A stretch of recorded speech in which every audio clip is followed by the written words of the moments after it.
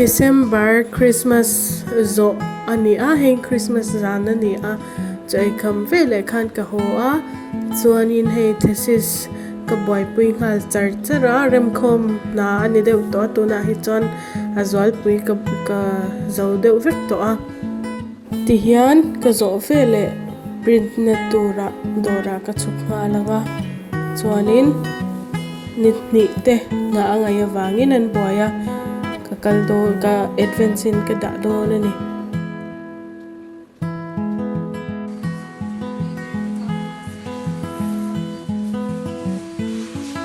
thesis print level hi chan dor hau po hi an boy ve thei em a zirlai hau tan hian ti hian an tlai var ve thak thak an thau ma boka an fil khop mai min do thei boka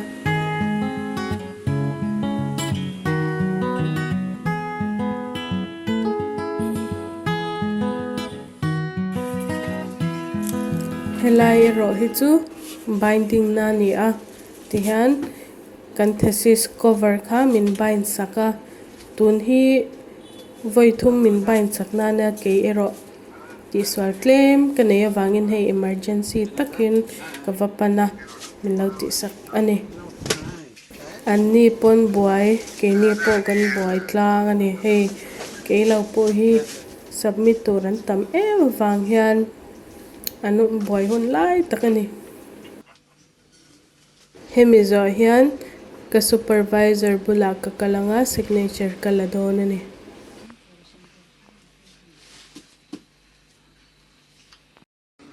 choma chung zong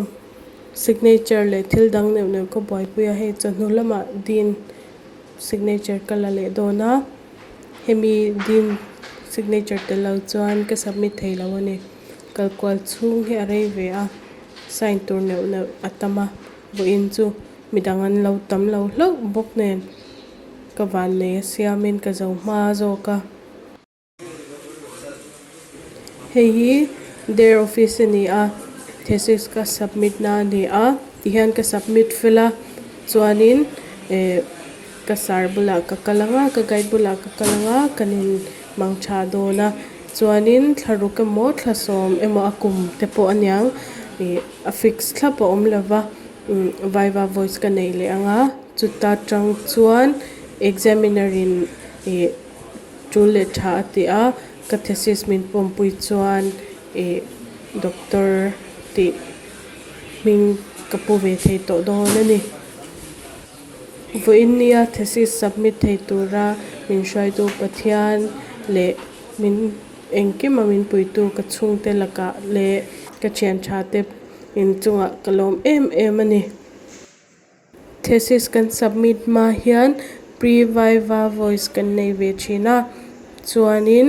ka video tlem karan telang ve ani min lo thhlirsak tu te in zawai chunga kalom em bye bye